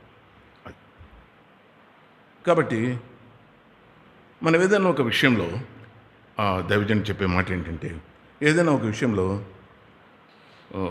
అన్స్టేబుల్గా, అనిశ్చితంగా ఉంటారు. దేవుని చిత్తమా కాదా అనే అనిశ్చితి మనలో ఉంటుంది. అంటే తేల్చుకోలేకుండా, is it God's will or not, అది తెలుసుకునే దానికి ఆయన చెప్పిన దైవజనుడిగా ఆయన చెప్పినటువంటి సంగతులు ఏంటంటే, 12 ప్రశ్నలు మనం వేసుకోవాలా అంటాడు. ఎన్ని ప్రశ్నలు? 12 ప్రశ్నలు. దేని కొరకు? దేవుని చిత్తాన్ని నిశ్చయపరచుకునే దాని కొరకు. నిజాయితీగా మనము జవాబు ఇచ్చేదానికి ప్రయత్నం చేస్తే అప్పుడు మనకు అర్థమవుతుంది దేవుని చిత్తమైన. కొద్దిగా మనము చెప్పుకుంటూ పోదాం. మొదటిది ఏంటంటే,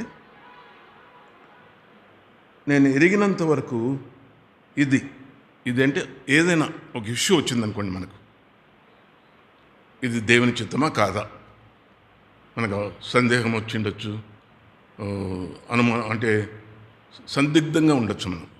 అయితే మొదటి ప్రశ్న ఏంటంటే, నేను ఎరిగినంత వరకు ఇది యేసుక్రీస్తు మరియు అపోస్తుల బోధలకు, క్రొత్త నిబంధన ఉద్దేశాలకి వ్యతిరేకంగా ఉందా అనే ప్రశ్న. ఏం ప్రశ్న వేసుకోవాలా? నేను ఎరిగినంత వరకు, నాకు అర్థమైనంత వరకు ఆ ఇష్యూ ఏదైతే నా ముందుకు వచ్చిందో అది యేసుక్రీస్తు ప్రభు, అపోస్తులు బోధించే బోధలకు, క్రొత్త నిబంధన ఉద్దేశాలకు వ్యతిరేకంగా ఉందా అనే మొదటి ప్రశ్న. దానికి జవాబు ఇవ్వడం ద్వారా మనము దేవుని చిత్తాన్ని తెలుసుకునేకి ప్రయత్నం చేయొచ్చు. మాట చదువుకుందామా దానికి సంబంధించి? 2 తిమోతి 3వ అధ్యాయం చూడండి. 2 తిమోతి 3వ అధ్యాయం చదువుకుందాం. 16-17 వచనాలు.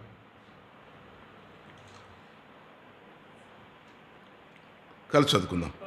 దైవజనుడు సన్నద్ధుడై ప్రతి సత్కార్యమునకు పూర్ణముగా సిద్ధపడి ఉండున్నట్లు దైవావేశము వలన కలిగిన ప్రతి లేఖనము ఉపదేశించుటకును, ఖండించుటకును, తప్పుదిద్దుటకును, నీతి యందు శిక్ష చేయుటకును ప్రయోజనకరమై ఉన్నది.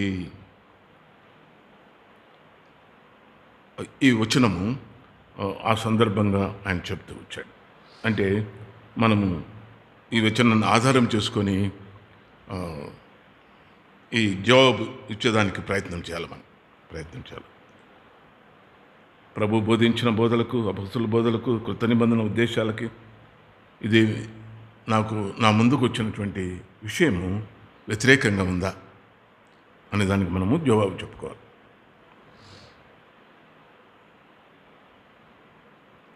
రెండవదిగా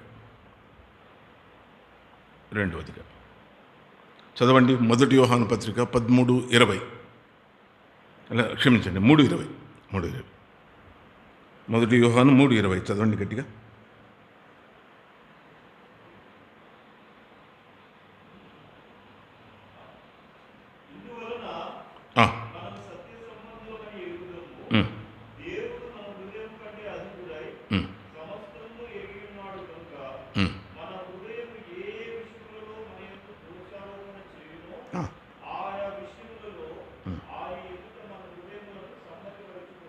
అది ప్రశ్న ఏంటంటే, ఒకటి గుర్తుపెట్టుకోవాలి, మన ఎదుటికి ఏ అంశం వచ్చిందో దాని గురించి చెప్తాను. ఉదాహరణకు ఏం తీసుకుందాం? పెళ్లి చేసుకునే అంశం అనుకుందాం.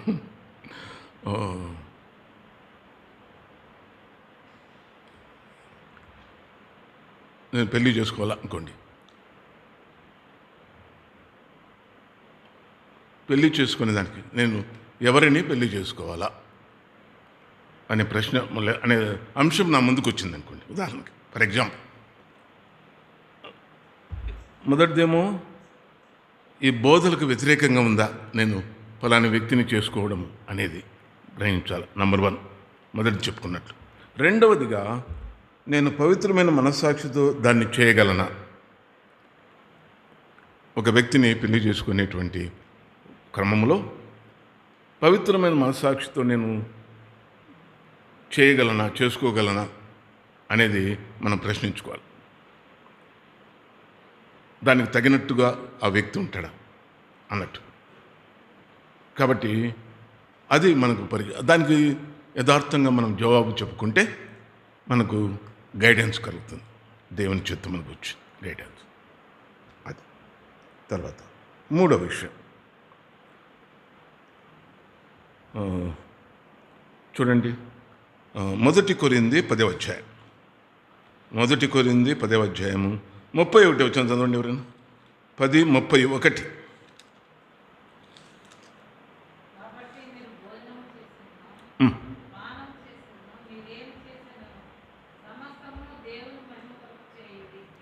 అది వాక్య భాగము. 3వ ప్రశ్న ఏంటంటే, నేను దేవుని మహిమార్థమై దానిని చేయగలనా? నేను చేసుకునే పెళ్ళి దేవుని మహిమార్థమై నేను చేసేట్లుగా ఉందా? దానికి మనం జవాబు చెప్పుకోవాలి. అప్పుడు మనకు అర్థమవుతుంది.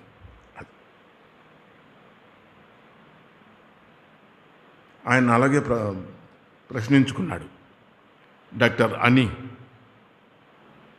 సిఎంసిలో ఆమె డాక్టరు భక్సింగ్ గారు ఆయనకు ప్రపోజ్ చేసినప్పుడు ఈ పరీక్షలన్నీ వేసుకున్నాడు ఆయన దాదాపుగా, ఆయన చెప్పిన మాటలను బట్టి. కాబట్టి నేను దాన్ని దేవుని మహిమార్థమై ఈ కార్యం, ఈ పని చేయగలనా? ఎందుకంటే 1 కొరింథీ 10:31లో ఏం చేసినా మనము దేవుని మహిమ కొరకు చేయాలని అనుకున్నాం కదా. అది తర్వాత 4వది చదవండి. కొలస్సీ పత్రిక 3వ అధ్యాయం. కొలస్సీ పత్రిక 3వ అధ్యాయం 17వ వచనం చదువుకుందాం అందరు కలిసి. మరియు మాట చేత కానీ, అందరు కలిసి చదువుకుందాం. క్రియ చేత కానీ మీరేం చేసినను ప్రభువైన యేసు ద్వారా తండ్రి అయిన దేవునికి కృతజ్ఞతాస్తులు చెల్లించు సమస్తమును ఆయన పేరట చేయండి. మనము వేసుకునే ప్రశ్న ఏంటంటే, నేను క్రీస్తుతో సహవాసం కలిగి ఉండి దాన్ని చేయగలనా? అర్థమైంది కదా. నేను క్రీస్తుతో సహవాసం కలిగి ఉండి ఈ కార్యం దేని కొరకైతే నేను కనిపెడుతూ ఉన్నాను అంటే, మనం ఉదాహరణకు చెప్పుకున్నట్లు వివాహమే అనుకోండి. ఈ ఫలాని వ్యక్తిని నేను వివాహం చేసుకునేప్పుడు క్రీస్తు కూడా సహవాసం కలిగి ఉండగలనా? దానికి తగినట్లుగా ఉంటుందా అన్నట్టు. అది అన్నమాట, అది ప్రశ్న. కాబట్టి అప్పుడు మనం జవాబు యథార్థంగా ఇవ్వగలిగితే అప్పుడు మనకు అర్థమవుతుంది ఏ విధంగా మనము కొంత దేవుని చిత్తాన్ని ఎరిగేదానికి అనుకూలంగా ఉంటుంది, లేక సహాయకరంగా ఉంటుంది అన్నట్టు. అది తర్వాత 5వదిగా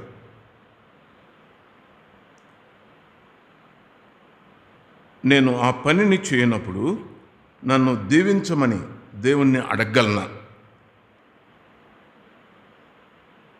నేను ఆ పనిని చేయనప్పుడు నన్ను దీవించమని దేవుణ్ణి అడగగలనా? అడిగేట్లుగా ఉందా అది ఆ కార్యము? అడిగేదానికి ఫ్రీడము ఉందా అన్నట్టు. చూడండి 1 కొరింథీ 9వ అధ్యాయము. 1 కొరింథీ 9వ అధ్యాయము 8వ వచనం చదవండి. 9:8.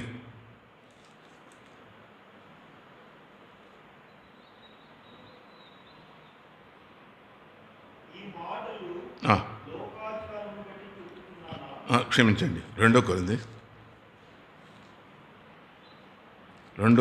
9:8. ఆ.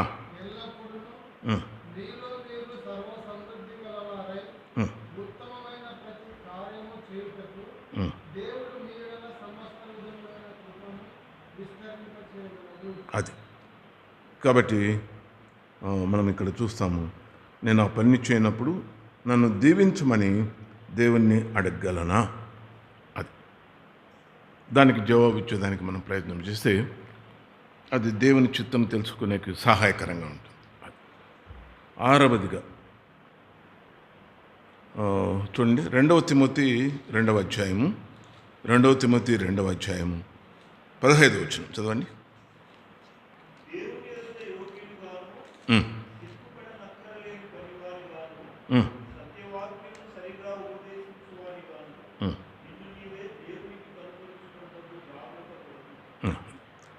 కాబట్టి 6వ ప్రశ్న ఏంటంటే, నేను దానిని చేస్తే పదునైన నా ఆత్మీయ స్థితి ఏ విధంగానైనా మొద్దుబారుతుందా అనే ప్రశ్న. అంటే నేను పదునుగా లేక యాక్టివ్గా ఆత్మీయంగా నేను ఉన్నాను, ఎప్పుడైతే ఆ పని చేస్తాను అప్పుడు నా ఆత్మీయ స్థితి మొద్దుబారిపోతుందా, నష్టమైపోతుందా అనేది మనం ప్రశ్నించుకోవాల్సింది. అట్లా కాదని జవాబు మనము యథార్థంగా ఇవ్వగలిగితే ముందుకు పోవచ్చు. ఇది దేవుని చిత్తం అనే సహాయకరంగా మనకు ఉంటుంది. కాబట్టి మన యాత్రా జీవితంలో ఇలాగూ ఆ దైవజనం చెప్పిన మాట ఏంటంటే, ఇలాగ ప్రశ్న వేసుకుని యథార్థంగా జవాబు చెప్పడం ద్వారా మనము దేవుని చిత్తం తెలుసుకునేకి అది మనకు సహాయకరంగా ఉంటుంది. కాబట్టి మిగిలిన ప్రశ్నల తర్వాత మనం చూస్తాం. కాబట్టి ఈ తలంపుతోటి మనం ఈ దినము ముగించుకుందాం.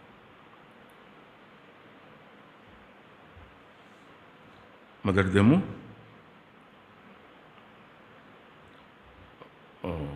అంతరంగములో పవిత్రత బట్టి మనము మన ఆత్మీయ స్థితిని లెక్క వేసుకోవాలి.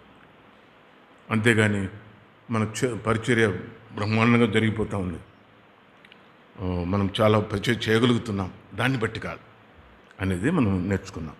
2వదిగా దేవుని చిత్తము ఎరుగుట కొరకు సహాయకరంగా ఒకవేళ మనము ఒక అంశం మన ఎదుటికి వచ్చినప్పుడు, వివాహమనే కాదు చాలా అంశాలు రావచ్చు మన జీవిత యాత్రలో, ఆ అంశాలకు మనకు అనుమానం ఉంటే, సందేహం కలిగితే, ఇది దేవుని చిత్తమేనా, ఇందులో దేవుని చిత్తమేంటి అనే సందేహం వచ్చినప్పుడు ఈ ప్రశ్నలు వేసుకుంటూ వస్తే, దానికి జవాబు ఇచ్చుకుంటూ వస్తే మనకు అది సహాయకరంగా ఉంటుంది.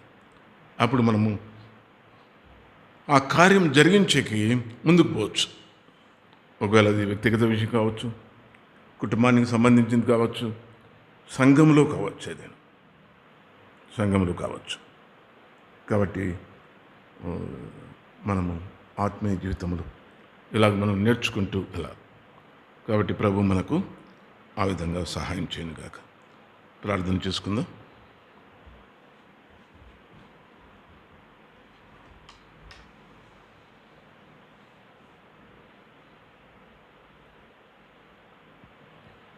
ప్రేమగల మా పరలోకపు తండ్రి, మా రక్షకుడైన యేసుక్రీస్తు వారి పరిశుద్ధమైన నామమున ఈ రాత్రికాల సమయంలో మరొకసారి మిమ్మల్ని స్తుతిస్తూ ఆరాధిస్తూ గణపరుస్తూ మహిమపరుచుచున్నాము తండ్రి. మా పెద్దడైన ప్రభువా, సోదరుడు జాక్ పున్నెన్ గారి తన ఆత్మీయ జీవితం, సేవా జీవితము ద్వారా కొన్ని అనుభవాలు మీరు మమ్మల్ని తీసుకొని వచ్చినందుకు మీకు స్తోత్రములు. దగిన తండ్రి, మా యొక్క ఆత్మీయ జీవిత యాత్రలో హృదయ అంతరంగములో పవిత్రత, పరిశుద్ధత ఎంత ప్రాముఖ్యమో మీరు మాతో మాట్లాడుతూ వచ్చినందుకు మీకు స్తోత్రములు. ఏదో పరిచర్య ఆశీర్వదించబడి అభివృద్ధి చెందితేనే కాదు, కానీ హృదయ అంతరంగములో పరిశుద్ధత, పవిత్రతను మీరు కోరుతున్నారు. అక్రమం చేయవార్లారా, నా యుద్ధ నుండి మీరు పొండి, నేను మిమ్మల్ని ఎన్నడూ ఎరుగునని మీరు చెప్తారు. అటువంటి స్థితిలోనికి మేము వెళ్ళకుండా మీరే మమ్మల్ని కాపాడి భద్రపరచమని ప్రార్థిస్తున్నాం. ప్రభువా, మీ చిత్తమును ప్రతి మంచి విషయములో సంపూర్ణముగా ఎరిగి ఆ ప్రకారం చేయుట కొరకై మా యొక్క ఆత్మీయ జీవితాలను మీరు సిద్ధపరచమని ప్రార్థిస్తున్నాం. మేము చేసేదంతా కూడా సమస్తము, మేము భోజనము చేసినా, పానము చేసినా, మరేమి చేసినా మీ మహిమ కొరకు మేము చేయడానికి సహాయం చేయండి. మేమేమి చేసినా దాన్ని ఆశీర్వదించమని మిమ్మల్ని అడుగునట్లుగా ప్రభువా, అలాగూ మేము చేసే కార్యములు ఉండగలుగునట్లుగా మీరే సహాయం చేయమని ప్రార్థిస్తున్నాం. దేవా, విత్తబడిన వాక్యమునకు మీరే నీరు కట్టి ఫలింపచేయమని ప్రార్థిస్తున్నాం. దేవా, మీరే కనుకరించి కృప చూపించండి. మీ దాసుని మీరు నిలబెట్టి వాడుకున్నందుకే మీకు వందనాలు. నీరు కట్టి ఫలింపచేయండి. ఈ రాత్రి మీరు అక్కడ ఉన్నట్లయితే మీరు అక్కడలో మేము విశేషంగా ఎత్తబడి ఒక సహాయం ఇచ్చేయండి. మీరు అక్కడ ఆలస్యమైతే ఉదయకాలము లేచి మిమ్మల్ని గణపరిచి మహింపరచడానికి కృప చూపించండి. ముఖ్యంగా మా ప్రియ సోదరుడు గుంటూరులో వంశీరెడ్డి గారు ప్రభా యాక్సిడెంట్ అయ్యి ఎంతో అనారోగ్యములో ఉన్నాడు. హాస్పిటల్లో మీరే కనికరించి ఆ ఇంటర్నల్ బ్లీడింగ్ అంతా కూడా ఆగిపోయి మీ దాసుడు మంచి ఆరోగ్యం పొంది తిరిగి నీ కొరకు జీవించులాగున మీరే సహాయం చేయమని ప్రార్థిస్తున్నాం. దేవా, ఇంకా ఎవరైతే ఆయా అనారోగ్య పరిస్థితుల్లో ఉన్నారో మీరే వారిని కనికరించి మీరే ముట్టి తాకి స్వస్థపరిచి మీరే మంచి ఆరోగ్యం మీరు దయచేయమని ప్రార్థిస్తున్నాం. తోడు ఆనొక్కనన్ను కూడా జ్ఞాపకం చేసుకునండి. జ్వరంతో బాధపడుతుండగా మీరే ముట్టి స్వస్థపరచు, మీరే మంచి ఆరోగ్యం దయచేయండి. మీ నామునికే మహిమ కలుగునుగా. తిరిగి మా ప్రియులు వారి వారి గృహాలకు వెళ్తుండగా తోడుగా ఉండు, క్షేమంగా నడిపించమని వందనాలు చెల్లిస్తూ మా రక్షకుడైన యేసు ప్రభు నామమున స్తుతించి ప్రార్థించి వేడుకొంచున్నాము తండ్రి. ఆమేన్. మన తండ్రి అయిన దేవుని ప్రేమ, కుమారుడైన యేసుక్రీస్తు వారి కృప, పరిశుద్ధాత్మనికి అన్యోన్య సహవాసం చేరిన మనకు సకల పరిశుద్ధులందరికీ ఇప్పుడు ఎల్లప్పుడు సదాకాలము తోడై ఉండును గాక. ఆమేన్. Praise the lord.